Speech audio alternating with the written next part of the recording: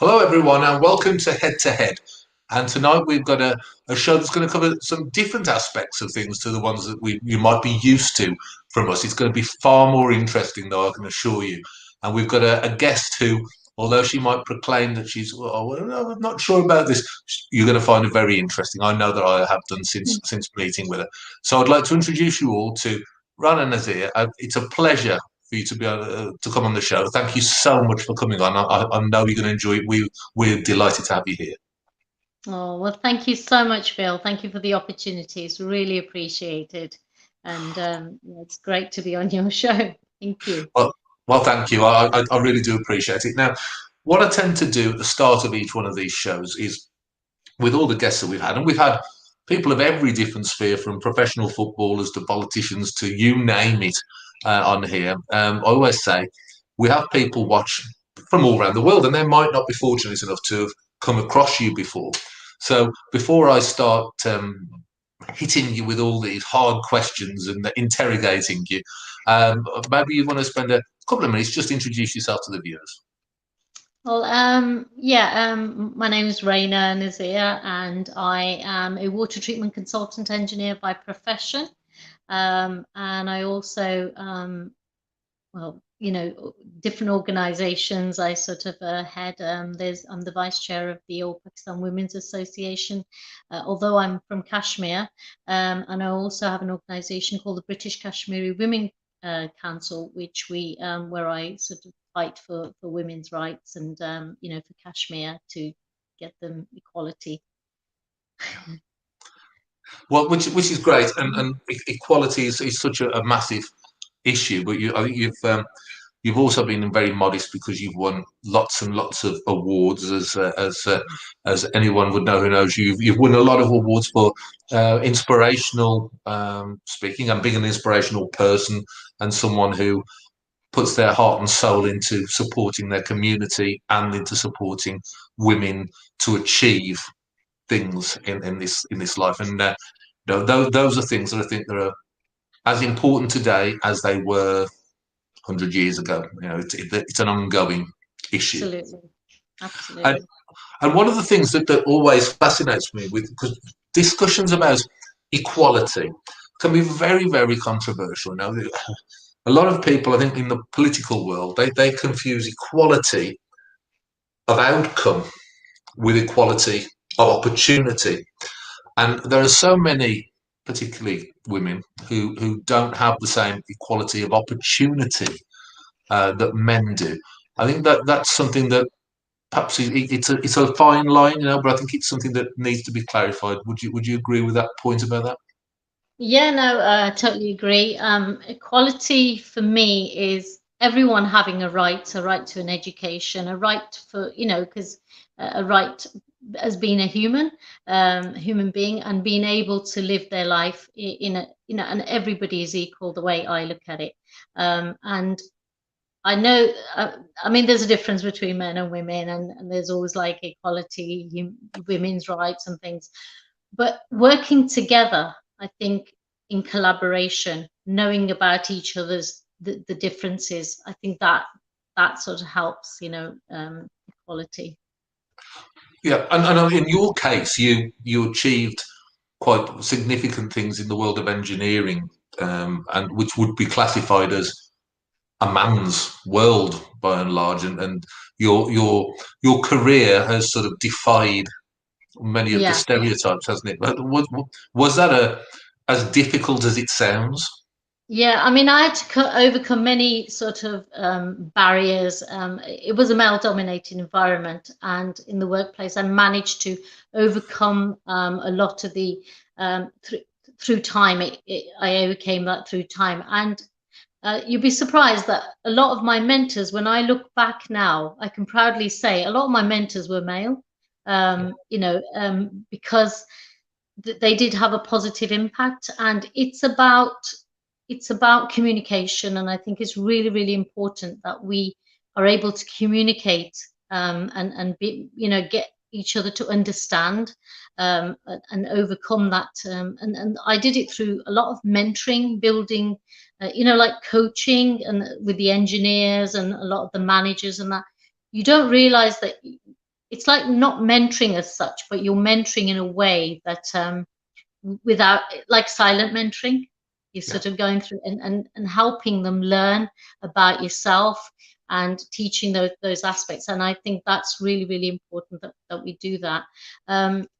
It's very difficult to speak about yourself, by the way. I'm finding it very difficult to speak about myself. So I'm going to do my best, but I can proudly say that some of the greatest mentors in my workplace, although I'd met the challenges, that I found that I was empowered by a lot of, and they were male, and it was about changing mindsets and attitudes. And my success came when I could see the difference, and it had a positive impact on the whole, organization. And it's really important to maintain that balance. And even in society, like you said, equality, it's critical that and vital that men are involved in the process, because they are a great source of strength in empowering women. And I find that it's very true, because I've gone through that. And the great challenge at the moment, it should to be given to give importance. Otherwise, we have to, otherwise we face an imbalanced society. Yeah. Yeah. So your question, like there were cultural barriers, there was education, the mannerisms, social behavior, that sort of really adds up to, and it's changing mindsets. It really is. And I mean, the people I faced, when we say male dominated environment, it was very male dominated. It was like, what do you know? What are you going to tell us? So I had to, it was like, show that integrity and gain that respect. And that came over time. And when I was able to do that, it's a different world. And then you are, as you say, an equal. But it's a shame that you have to go and prove your self that way. But it's just mindsets, it's conditioning, it's the way society is. You see it like that. I mean, you look at Mother's Day, those mothers that I salute. I mean, I got so many lovely gifts and messages on Mother's Day. It was amazing. And the when you look at these hidden gems, they work away silently, keeping everything together, the family home, the unity. That they have disabled children, autism, and I've seen mothers, go through all that, and they're like the silent heroes, and I salute mothers, but yet in society, it's like, oh, just a housewife, or and it's perceived as like, oh, she doesn't, she's just at in her home working. Unless you're a professional woman, then you've got that. But look how much they manage, and I think, wow, because I see it, and I've mentored a lot of these women, and what they go through, the challenges, because they are the carer of this child who's autistic, and they feel that who's going to care for them afterwards, and that fear they live in. It's really, it's very, very scary actually at times, because you think, God, this is how they're thinking, this is their everyday life.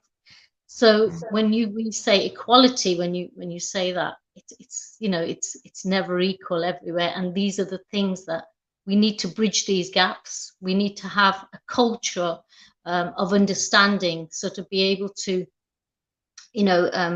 get people to understand, and that this is the type of society we want to create, people that have empathy. And otherwise, love and hatred, there's a fine line, and it's really important, love and happiness, because fear, it's the opposite, to love and happiness. And we want to create that love and harmonious balance in society, and create that type of society. I think we can all say amen to I'm that. going all And over the as place here. I'm going all over the place here, but well, yeah, well, so you much have to give me a information. second here, because you mentioned saluting mothers, and I know that my mother watches this. So I think, just to avoid me getting into very deep trouble, a salute to my mother, who's put up with me for 51 years. So she deserves Amazing. a Yeah. medal in itself. Um, and although you said it's uncomfortable sometimes talking about yourself, there is a role for the role model. there is a role for someone who can mentor, someone who can achieve against the odds, not just to show maybe us male chauvinist devils that it can be done as well, if not better, by a woman, but also for other women to see that someone can do it. And in your Oh, yeah. case as well, you mentioned cultural issues. I mean, did you find that there were also difficulties coming from the background, the cultural background, the ethnicity in this country, as added on to the gender issues?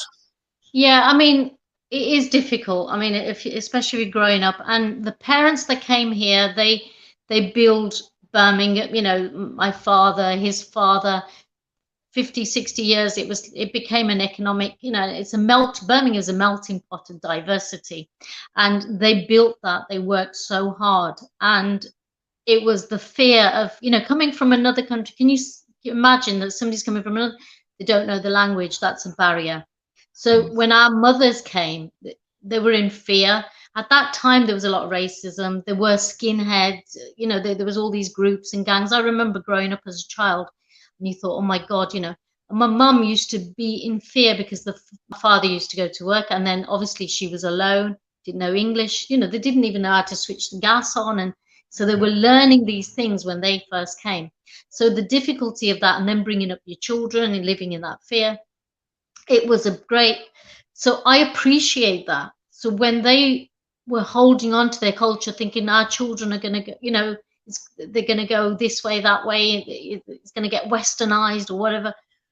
But do you know what? They did let go. They let go slowly, but they brought that mindset when they came over because the culture they had. So that's one of the things I had to look at, and I appreciated it as well because it was like, do you know what? They've come from that mindset. So it's slowly trying to communicate and get them to understand, share that, because we're going to be in that generation, and when the youngsters will be in it's the same cycle.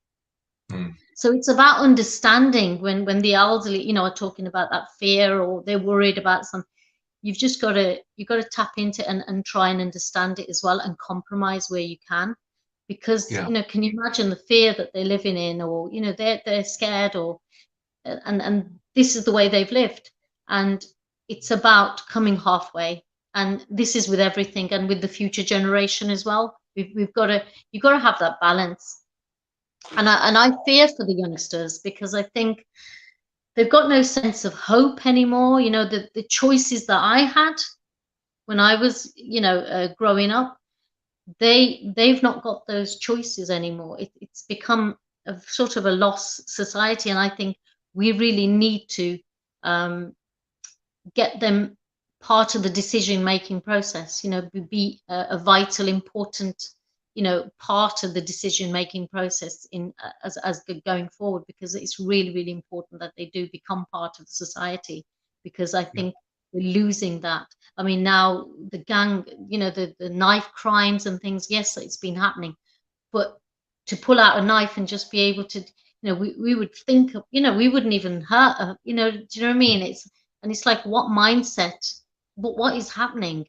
Because there's so many atrocities and violence around the world, and you think we really need to step in and try and help the future generation, because I don't want to be on my deathbed thinking, do you know what, I could have done something, and now's the time to do it. And one of the things I do encourage is people of my generation, even the elder generation, to sort of come forward and try and mentor and try and help in a way to involve the younger generation in things.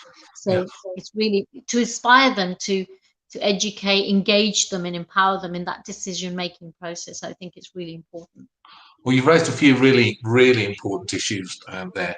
I mean, one of the ones I think is worth looking at is you talk about the sort of cultural separation there, and there is always this sort of question about multiculturalism and what it means. Now, I think to most of us, what it means is that you're okay with people with different beliefs and different cultural norms all coming together, but there is a tendency sometimes that people become almost totally isolated from everyone Yeah. else, and the mixing stops.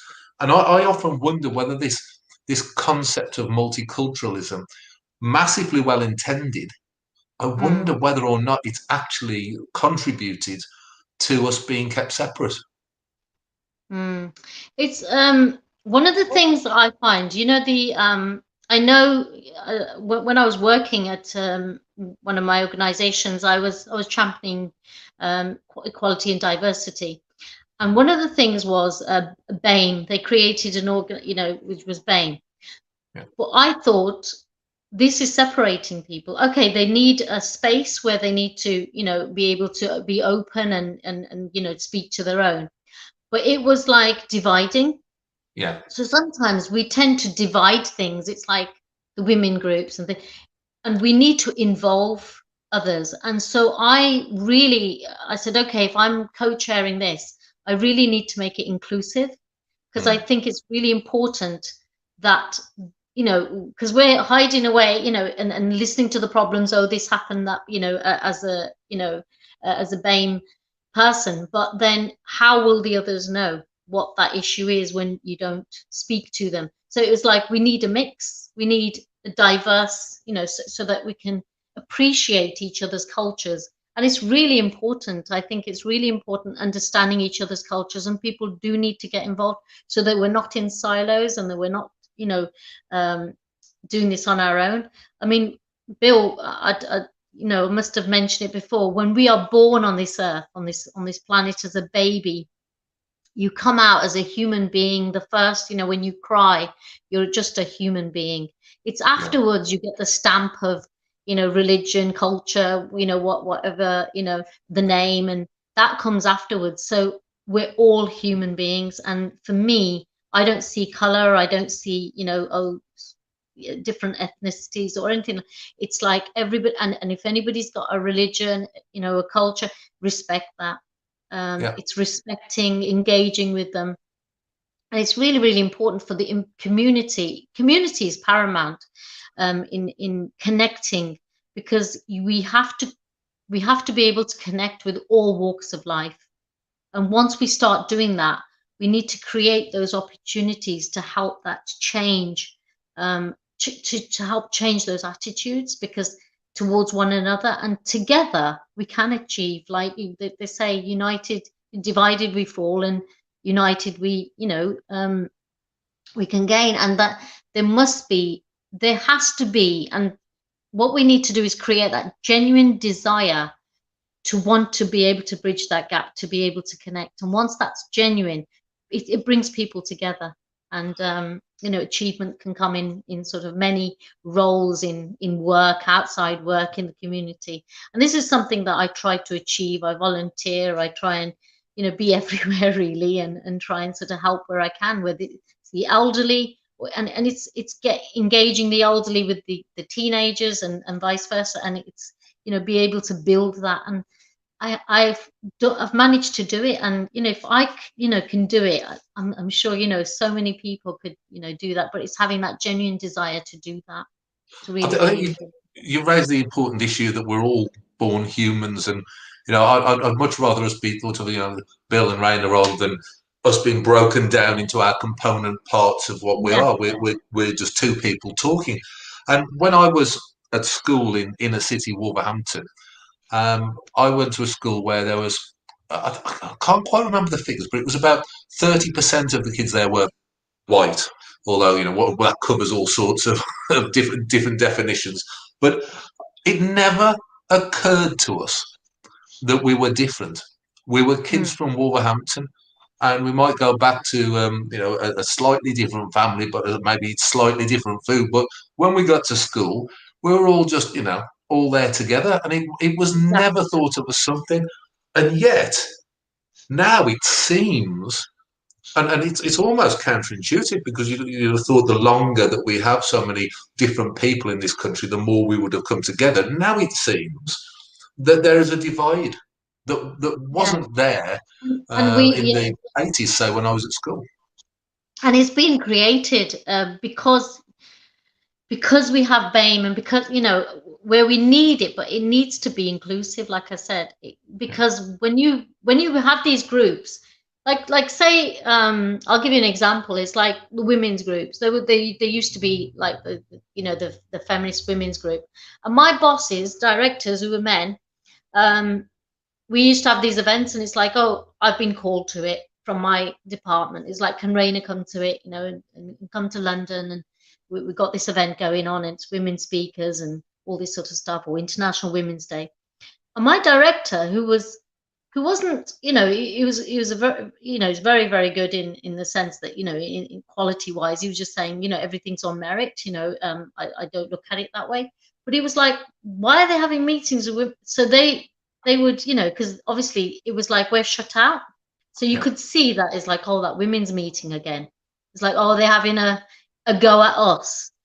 Yeah. So they feel, do you know what I mean? So you feel excluded. So if I was to have a meeting and you know, say, oh, Bill, you can't come in because it's, you know, you're going to feel that, you know, what they're talking about, is it about me? So the first thing you're going to think is like, I've not been included. So they're talking. So this is the same with like the BAME and the, you know, it's, so any English person might think, oh, they're having a BAME meeting, they're going to be talking about us, or it's about racism or something. Yeah.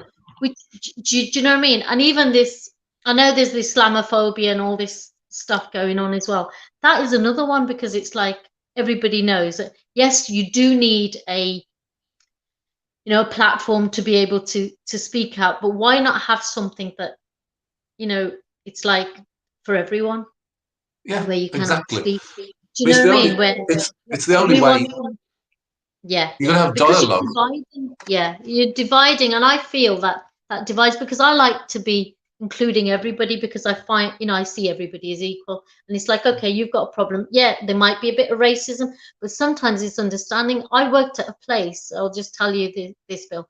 I worked at a place, and the guy was a porter, and I was working. It was a pharmaceutical company, and I just went on my placement. I was studying at university, and it was my first placement which I'd got, and I was working on the pharmaceuticals, looking at the lead times, and the, you know, for the pharmaceutics, the medicine and stuff. So this porter, so I used to talk to, you know, I talked to everybody, and I'm talking to him and everything, and I've been there like 6 months, and he said to me, he said, oh, what religion are you, by the way? He's the guy with tattoos, and he was, you know. And I said, oh, I'm Muslim, because I think there was fasting going on or something like that. And he otherwise we hadn't even spoke about it. And he says, what? And he just went all blank. And I said, why? And he goes, because you know what, Raina? He goes, I was a racist before I met you, because he'd known me for 6 months. And Yeah. I says, why? Because he had had a run-in with some Muslim people, or you know, and he goes, do you know what? Because I should never think like that, because I can't believe because you're such a good ambassador for your religion. Yeah. And this is it. It's how we carry ourselves, how Yeah. you carry yourself, because you will say, oh, are you Muslim? Okay, so they're not bad at all. It's how we make people understand. There was a German company, and I was fasting, and we were in London, and we were going out for a meal. The whole company was asked to come out for a meal, and there was about 30 of us. And my fast hadn't opened, and I said to the lady, I said, Sylvia, could you know, I'll skip the starters, but you guys carry on, you know, I'm fasting. And she goes, oh, really? So then the conversation went, oh, because I hadn't told them. And it was like, oh, what do you have to do? And so the fasting subject started, and everybody's asking everything. And they go, oh, really, Raina? And so all that's going on. And the guy the German, who's the owner of the company, um, he heard about it. And then luckily, it was only 5 minutes, but he said, we will eat when Raina eats. And I'm like, oh my God, you know, I go, please don't. And I was like, so embarrassed. Yeah. But this is it. It's because me as a person, they saw me as a person and not as a Muslim, or do you know what I mean? And they were like, Exactly. wow, didn't know you were Muslim, you know. So this is what, you know, this is what we need to do, because and there's no racism. I've never ever come across it. in that sense, because you open up, you make sure you talk to people. If I'm in silos or just hang around with my own crowd or what, obviously people are going to think, because it's like, oh well, what them two Muslim girls talking about, or they Yeah, sort of stick to their own. And this is where the problem is, I think. And to overcome that, I think it's really, really important that we express ourselves as people, and be open, and if there's things that you don't like or you can't do, be able to express that. yeah, And that's where we need that platform, with everybody, being able to listen and hear people out, because otherwise how are you going to know? exactly. I was Yeah, I always do, like with a cup of tea. So, Bill, if I was making you a cup of tea every morning and leaving it on your desk, and Yeah, you'd say, you're feeding, throwing it to the plant pot or throwing it out the window, and you're thinking, God, I'm not going to tell her, but, I don't like this tea or whatever. Now, if I don't ask you or you don't tell me, how are we going to know? And exactly. if I say to you, Bill, do you want a cup of tea? You'll say, no, I like coffee. Oh, I only have a grain of sugar and a spot of milk or whatever. And Yeah, until I perfect it, I'll say, how many grains do and then I perfect it, and then it's a happy meet, do you know what I mean? Because it's like we're talking to each other. And that is so important. And it's so key that we all keep communication open and talk with each other. absolutely. Well, I would be And singularly impressed if anyone ever offered to make me a drink, but to be honest, but that would be superb. But I mean, what you've hit upon there is really important, because it leads me to something that a conversation I had yesterday, which I think is fascinating, because you can't be prejudiced in any way, shape or form if you actually know the people. Because if you can only generalize. It's a little bit like saying all mm, Christians are people are inclined to torture and burn people because the Spanish Inquisition did it. Therefore, yeah, you can't. All Muslims are inclined to be blowing things up exactly. because a handful of people. It's absolute lunacy. And I It had a is. conversation with a guy yesterday who told me that he got a lot of uh, friends is too strong a word, but people he knew who were very, very prejudiced against Jews. Mm, And and he tried to get to the bottom of it, and he'd asked them, well, what's brought this on? And he found out that none of them had ever met a Jew. And and yet they got all these views of what Jews were like. Now, this is the point when, as you say, the dialogue, and when we get together to speak, as soon as that happens and you get to know people as a human being, the prejudice yeah, falls away. exactly, exactly. I mean, I'll give you an example. I know, I speak on Kashmir a lot because it's under conflict, and it's been divided, and there's a lot of issues. But it doesn't mean that every Indian, because it's Indian occupied, or it doesn't mean that and I've got friends all around the world. You'll be surprised at the cultures and the different people that I know. And there's so many, that we've even built the bridge of peace with you know Indian people and Hindus, Sikhs, Nagas. There's so many live in Kashmir, and yet in Kashmir, like some of my relatives live, they actually celebrate each other's Diwali, and whereas we wouldn't dream of doing it here. Mm, We wouldn't sort of say, right, okay, we're the mosque is closed, we're going to go to the temple to go and pray. But there they do. So when the army's out there and whatever restrictions there are, they all get together, and the Hindus will open their temple for them to read their prayers. And isn't that's that beautiful? fantastic. It And is. and my one of my far relatives, they were like, oh, we're celebrating Holi, the Indian festivals and things. And I'm like, really, like, this was a good few years ago. And my father was alive then, and he said, yeah, no, they do. And I says, well, why don't we do it here? How comes, it's a bit of a, like, I would do it, but then a lot of people, they wouldn't sort of go into a temple, or gurdwara, or they wouldn't come into a mosque.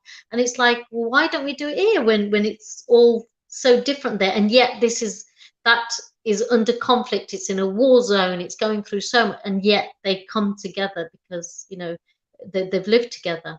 So this is just it. It's just amazing when you hear that, and And you think there would be more divided because, that they would have these prejudices thinking, well, you're a Hindu or you're an Indian, and that's another thing where I think that whatever's happened in the past, we need to eliminate this hatred for the future generations, because what are we going to leave behind? What legacy do we leave behind? That, oh yeah, hate a Hindu or hate an English person, or or a Christian or whoever because of their color or whatever. We have to eliminate this hatred, because we are going to leave hatred, and we do not want this hatred. And I think it's really important that we build on peace and go forward, build on the positivities, and strengthen people's, beliefs and understandings and things like that. It's really, really important that we do that going Yeah, well, ahead. this So whole idea of the sins of the fathers coming back to haunt the children is so divisive and so dangerous. I mean, I've often found that in my travels around the world, I've been accused of perceived wrongdoings of the British Empire. And I have to point out to people that actually my ancestors were living in abject poverty and were every bit as downtrodden as people around the world. There was a ruling class who yeah, made a lot of money and ruled, and there were people like yeah, me who were being ruled. They might have been ruled in the country they were born in, but they were yeah, still being ruled, and this concept of blaming whole groups of people for something that might have happened hundreds of years ago. exactly. It's involved in conflicts all around the world, and people have it so deeply ingrained they can't let it go. It's almost like This is it. they're Yeah, taught it from birth, and it goes from generation to generation, and it stops so much cooperation. So if you want to be brutal, so much business, so much thriving of people because of this passing down the line ancient yeah, hatreds, and yeah. it's incredibly stupid. It really is. Exactly. No, no, I agree with you, Bill. But and the thing that I've done as I've been growing up, my nieces, nephews, all my family around me, relatives, friends, they do not think the way, they do not have that sort of prejudice, because I make sure that they sort of they embody this is treat people the way you like to be treated, and that is embedded in me, because it's like, you do not treat people like that, and you don't say, and that they're so fair and just, the children that we got growing up and everything. And this is what we need to do. We need to embed that culture, which is why, I mean, I can't be everywhere, but I try to. But everybody needs to take that, the role, and start doing that. If you're I just think if you're a teacher or whatever, and a lot of the times everybody's in their jobs and that's it, they can't do anything for the community. But I think you can just contribute even a little bit, an hour of your time, to help youngsters, and even if it's your own family, it's really important, because they will continue that and it will spread. So yeah, it's like We, spread the love. well, yeah, I think was it Barack Obama said, "Be the change." I think it's one of those things where we all have to take the Yeah, responsibility for it. And again, from my own life, I play cricket for a side that is, I would say, normally there's me and one other guy, and then the rest of the guys are Muslims, and we all play together. And there isn't an ounce of any issue. We are all part of the same team, and any animosity normally comes from the fact I don't score any runs and my bowling gets hit for six, and that is it. There is nothing else, and I find it when you see those examples of people working together, and what's more, actually, that analogy takes us onto the country as a whole, because with us working as a team, we're far more effective and everybody does better from it. yeah, We put aside our differences to take on the real problems that we have to face. And there is so much exactly. untapped talent in Mm. ethnic minorities and in cultural minorities and in women Oh, yeah, in this country.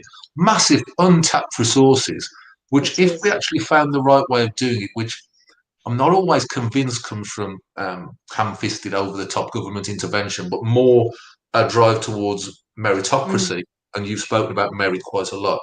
I think we could actually see a massive boom in this Oh country God, yeah.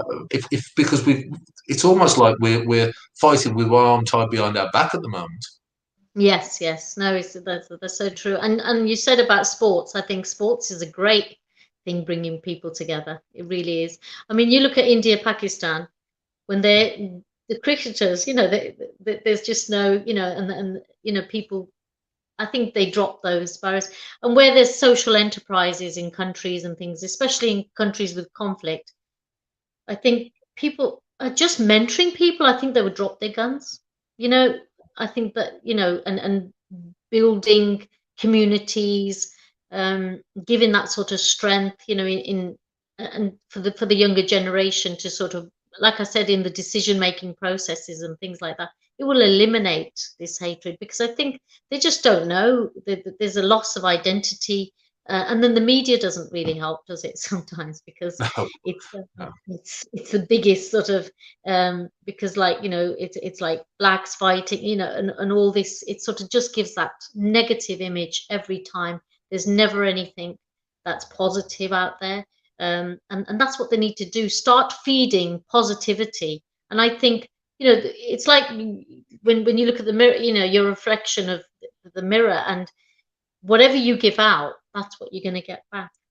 Yeah. That's what's reflect back. And I strongly believe that. And the more love you give, how can anybody, refuse that? And they may, after a bit, for a while, but then after a bit they'll think, oh, we're missing that, she hasn't Mm. said hello. Or, do you know what I mean? It's really, really important that you do that.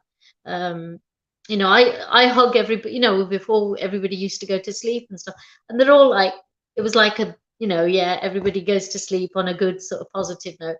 And and now it's like, oh, we miss the hugging now. You know what I mean? It's like, so it's like, yeah, because we don't, do that. And it's like, it's really important. And I think, it will make a big difference. It will make a huge difference. And it's conditioning, it's mindsets. If we can condition it in a good way, isn't that Yeah. great? Because we condition it the other way, so we might as well work against that and do it the other way. Well, there's a So huge amount of conditioning that goes on in this country and others for positive and negative effect that comes through the yeah. media. But you raised something there that I think is particularly pertinent, and an issue we might want to talk about is that, and without discussing the rights or wrongs of it, just looking where we go from here. We've just Mm. seen a banner came across the front of the screen that the lockdown rules have been extended till September. Oh God, Um, okay. and the virus, obviously, and the response to the virus by the government, whether it be right or wrong, has changed everything. We are living in a very different kind of world to the one we were in 12 months ago, Yeah. and not just socially, but mental health and economically. This country, alongside many, many others, is in an absolutely perilous and atrocious state. I mean, I think when people actually realise the Mm. damage that's being done, whether or not it was worthwhile is not what I'm raising the point on, but the damage that's Yeah. been done over these 12 months, there's a huge rebuild to start. But how we do it with the ongoing Mm. set of, I'd like to pick your mind, because I'm not sure how we pick things back up with this thing just dragging on. I mean, and this is one of those That's things a that good it doesn't. question. Is You don't need to be an expert, because no one knows. Even the experts don't know. So it's all a matter of opinion. No, and I think the Zoom meetings do help, the Zoom, because it's connecting people, and obviously the technology comes into play because you're actually speaking to families and things, and that's helped a great deal, kept everybody connected and in touch. And one of the organizations I got, they've got women, it's a women's organization, and one of the things is they're feeling all, because they're doing the day to day running around, and obviously a mother, it's everything's piled up on her. The children are home from, they've been home, they're going to schools now, but it's been a real challenge for them, and they're just cooking and cleaning. And the arena, all we're doing is feeding everybody, and this is it. So what we've been doing is like an hour Zoom meeting, like every so often. Yeah, We're doing one on international, we did one on International Mother's Day, sorry, International Women's Day and Mother's Day. We did one, and it's just an hour, 40 minutes, and it's just the women to come together with a cup of tea and a cake, and wear something purple or pink, or or we do a theme, and it just gets them talking about, issues and things, and it just sort of lightens the load. And Yeah. they start poetry, they start singing, there's this karaoke. It comes to, and they go, should we go for another hour? But it's like it's like an escape, Mm. from the normal routine. And that sort of, it's like when you go for a walk, and it's like an escape from, the whole situation when we've been at home. So it's like just like, and I think those sort of things are really, really important, that we need to start doing that. Not just Zoom meetings, because a lot of it now is getting very boring, because you got meetings going on and everybody's, talking in meetings, and it's like, oh, although you're at home and it's relaxed and everything, but still it's quite tedious, and it can be quite mundane. So I think things like that. And another one we did was cake decorating. And this lady, she was showing cake, and the other one, she was like, oh, do this exercise, and and it was all, and the other one did the facial, what to put in a homemade facial sort of thing. So we had like 3 or 4 different things, and they come on, they get to show their skills and talents and things like that. So things like that are probably something, I don't know if that sort of, people sort of want to do that, but that has been very, very effective, in a way that it sort of, you know gets the mind sort of going, and sort of keeps it stimulated, I suppose, from your everyday routine and mundane sort of duties. That's something. But yeah, it's a really difficult one. It's a very hard question. It's a good question. It's like, how we're going to move forward. Yeah. It is very difficult, but I think we've got to, the thing is not to give up. We've got to keep that strength up, we've got to keep that positivity and keep people positive, because a lot of them have fallen into depression. I know a Yes. lot of people that have, and you'd be surprised, and you think, well, it's not that bad, you're at home and it's fine. But people have got, not everybody's got a 3 4 bedroom house or a garden. That they're living in sort of, 1 bedroom apartments, and in kids and council houses and things, and you can imagine what it's been like for them. So Yeah. it's a depression kicking in. Then the work fear, what's happening, what's, the uncertainty. So there's been a lot of things at play that, can cause this depression and anxiety, fear of COVID in itself. It's like, so many people dying around the world. I mean, it was like it was something out of a movie, when it was Yeah. all happening. It's like, And what that the can lead hell, to the whole that can world. lead to phobias as well. This is the trouble. Exactly. When people start to develop a phobia, they won't leave their house. They'll be frightened to touch another person. And you've got so much of Yes, this yes, developing. It's exactly. societally disastrous, and Yeah. as well So as the mental health issue. yeah, yeah. I mean, I've got an autistic nephew, and he's 16 now, but it's like he's used to on his own. And because his sisters were at home as well, because they're teachers, they were at home doing online, they need their quiet space and everything. So, and he was throwing a tantrum. He was totally, it was the other way. And my sister, was finding it so hard to cope, because he didn't want to go out. And we got the trampoline, but obviously he would go out, but then the weather was bad as well. So there was all sorts of issues going on at the time. And he's fine now, because going back to school now. But it was a nightmare, and she was giving up. She was like, I can't cope with this, I can't cope with this. And even my niece, they were having a problem, because they couldn't sort of teach online, and they didn't want to upset him. They tiptoe around him. So it's been very, very difficult for families. It's been, it's really. So now what we need to do is stay strong and positive, the ones that can, and keep everybody else positive, and keep each other going. Like this, like I was saying, this Zoom meeting that we do for the women, there's about 20, 30 women.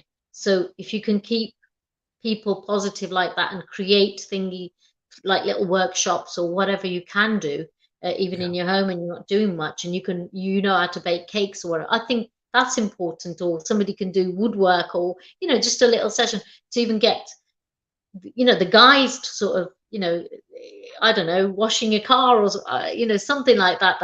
This is a tip. Or to do something like that, or knitting, or whatever it is. Even the elderly can get involved. It's just Yeah.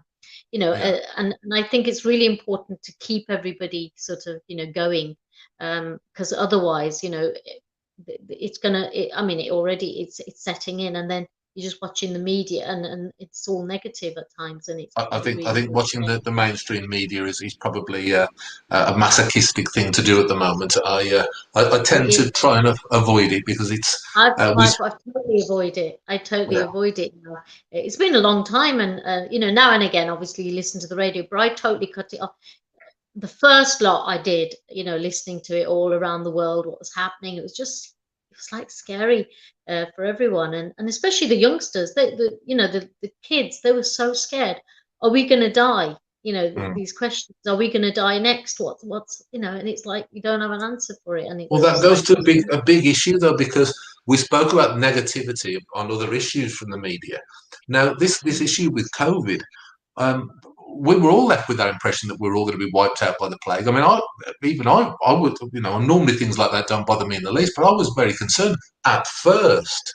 But then yes, when you look at it and you see 99.7% recovery rate, and whilst that's not diminishing the pain to those who've lost relatives and the situation itself, yeah, you start to think, well, hang on a minute, why is nobody reporting that? Why is nobody saying, well, there is some hope here? the positive Because news. Yeah, yeah, and with the vaccination rates appear to have taken us up to a 99.9% recovery rate, it isn't the bubonic plague, and it is something that people are terrified of. And I'll tell you something, Randy, you mentioned about the people getting down. A lot of people that I know who've started suffering from mental health issues are the yeah, very last ones you would expect because they are the strong characters who've got yeah, a mission in life. They're trying to do things. They're a captain of industry, or and they've been exactly. stopped dead in their tracks, and all they can do is go and wash a car or something like that, and it's Yeah, actually tipped them into pretty deep depression, severe stress and yeah. anxiety. And I actually No, saw that it's 10 million unbelievable. people in this country on antidepressants. I mean, you hear those figures, and Yeah, I have to, I continually question. I understand things have to be done when there's an outbreak of a virus, but I wonder, are we creating a bigger problem 6, yeah, 12 they're months down the already. line? It's exactly, and it's exactly like I said before. The silos, and having those. The BAME issue, this issue, that issue, and it's the COVID issue. And it's more than it. Do you know what I mean? It's like you're saying, the positive isn't, anything that's good is not actually relayed. It's always something, the bad news, is always portrayed. And I'll give you an example. Um, my sister's, well, mother-in-law, obviously she couldn't see their grandchildren, and they were getting really stressed. They were in such a panic. She was in such a panic that I had to talk to her. My sister was like, she's crying, she's upset, she can't see the grand, because they didn't know what was going on. It's like, we're going to die because we're older, because it was like the elderly are going to die, so they were watching the news, and it's like, no, no, you're safe in your home, but I haven't seen my grandchildren. I want to see. And the other thing was, my sister's her little son, he, when they could go to the window, and they went down just to drive around, and they waved at her and everything from the Yeah, window. He was crying his eyes out, and I had to talk to him. He goes, no, because grandma's going to die. We can't go there. Why are they doing this? Mom and mm, dad ain't understanding. Auntie, they're not understanding. We're not allowed to go. So he had that thing that if we do go, I says, yeah, but you're not going to be touching. Because, yeah, but still, we're not allowed. So he was a little child, and he was in tears, and the tears that were coming rolling down. I was like, oh my God, he's on the WhatsApp video. And I go, bless him. So can you imagine that this child couldn't sleep at night? She's like, he's tossing and turning, and he keeps waking up and coming into our bedroom and saying, Mum, what, are we going to die? So the thing that's happened to the kids, and, it's been really, I mean, he's going to school now, and he's, with his friends, his little social circle is a lot better now. But mm, that was really, they were traumatized. And I can understand, the depression. If you haven't got people to talk to and talk to you out of it, all those people are living on their own and have got nobody. Can you imagine? They're watching the news and they've got nobody to talk to. Whereas we were all talking with each other, or talking to, each other's kids, and, getting them, sort of giving them that comfort. But I just dread to think how that person on their own, living, and watching the telly and got nobody to talk to. Oh my God, it frightens me. My hairs stand on end. I think So it's yeah, cruel. I it is do cruel. think, that oftentimes with the best intentions. I think you used this phrase earlier on in our discussion. The best intentions, or the road to hell is paved with good intentions, and Yeah, so much of that is done with good intentions by those on high who think that they're looking after us. They are actually mm, damaging us, and because they're not amongst us, they don't realize, because they don't that's have that it. Yeah, yeah. day-to-day So right. contact. Yeah, no, no, that's so true, so true. But yeah, Yeah. Well, what can I you think say? COVID is yeah, taken over at the minute. I But think yeah, I think we just that's got to the big stop. problem that we've got, really. That we've got mental health issues going on in this country that are massive, but also we've got a huge tailback on other health issues that haven't been addressed during the Haven't been pandemic. addressed. Yeah, That's another thing. and constant worry about the strain on the NHS. Well, the strain on the NHS this year, or last year rather, might pale into insignificance again compared to the strain it's going to be under when. And I say again, I don't say this detrimentally to COVID No, sufferers, but yeah, there's a higher survival rate from COVID than there is, say, from cancer and heart yeah, disease, diabetes, all these things that are taking off without the yeah, proper treatment. We're in a difficult spot here, and it does need leaders, people like yourself in communities and everyday life, who need to step up to the plate. And I think that's one of the reasons why what we're discussing earlier is so important. mhm. It But do is. you see more people like you, or do you feel like you're in the wilderness? And that there's no No, other people out there. do you know what? It's encouraging people. A lot of people, like myself. I mean, I still don't think I'm a lead, but I do it. But it's the more women I talk to, and from those groups, and you just encourage them a little bit. It's like, of course you can do it. Why can you not? It's uplifting and bringing those people up, because and a lot of people think, oh no, we don't want to pull them up, and why do people do that? That's another thing that, and sky's the limit. Bring people up, and empower people and uplift them, because if you think that somebody's got a good skill and they can do better, or they can do something, please, just lift them up, and make them, and they will make a whole load of difference, because that's what's going to make the difference, because that person's got that skill to do that. And I think that's really important.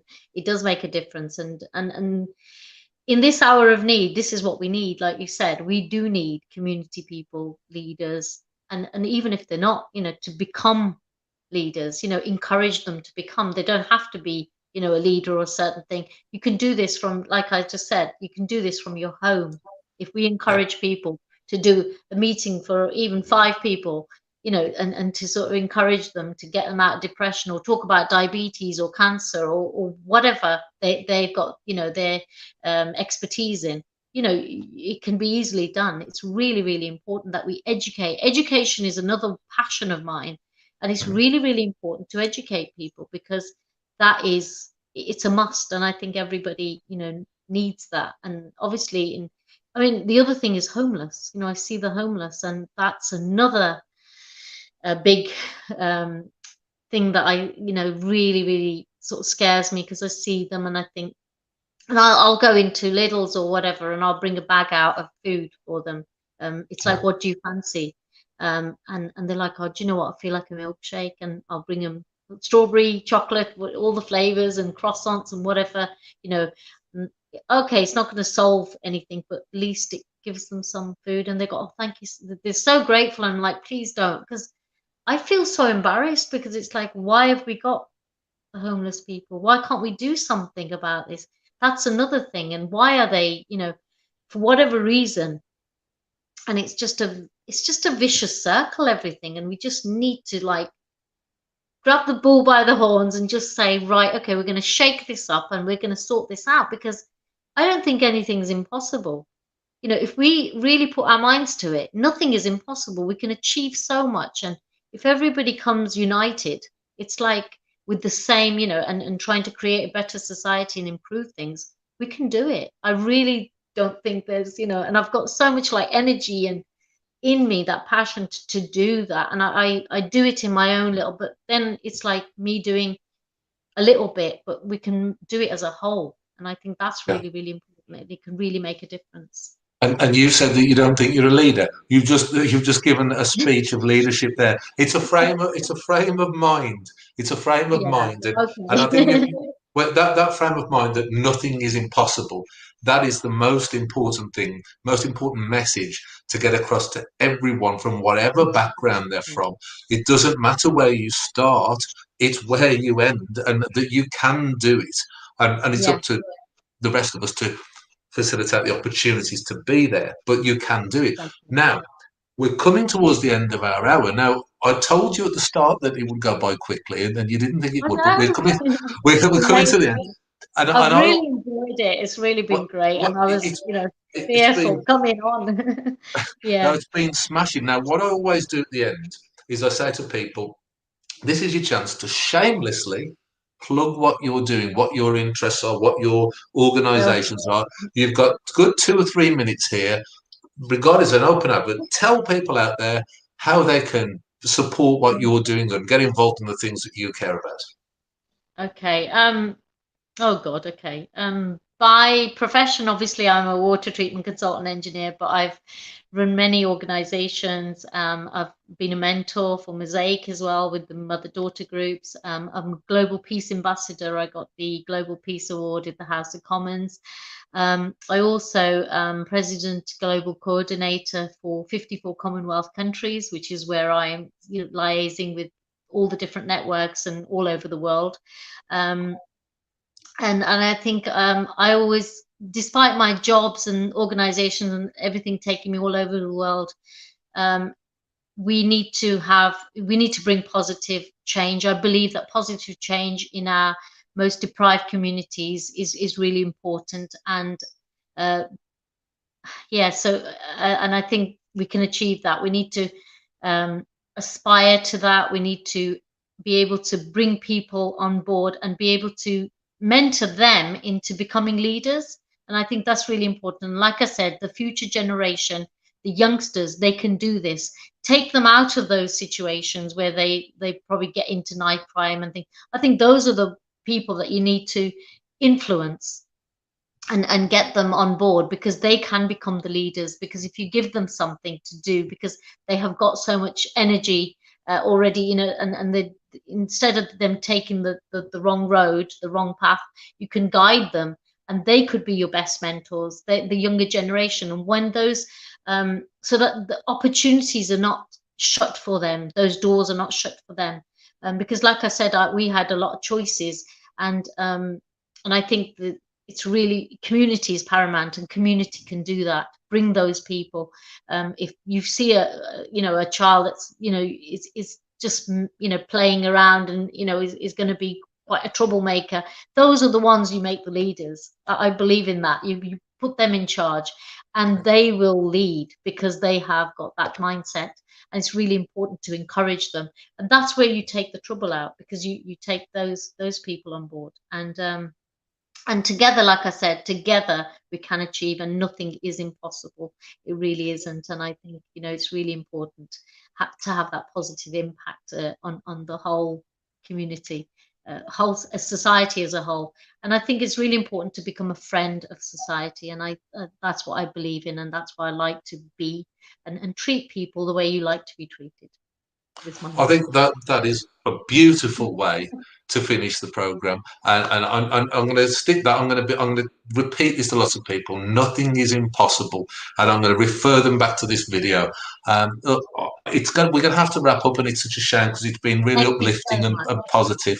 I've thoroughly enjoyed it, and Thank I you. hope we can talk more. But for now, I have to say, from myself and from Raina and from everyone here at Head to Head, we have to go. But Thank you. if you've enjoyed the program, if you like what you've seen, if you think there's something to discuss in it, share it around the social media, subscribe to the YouTube channel, keep on giving us the views, because when you give us the views, we can stimulate the conversation and you can meet really interesting people like Raina. So, on that Thank note, you so much. nothing is impossible. Good night from all of us. Thank you. Good night. Thank you, Bill.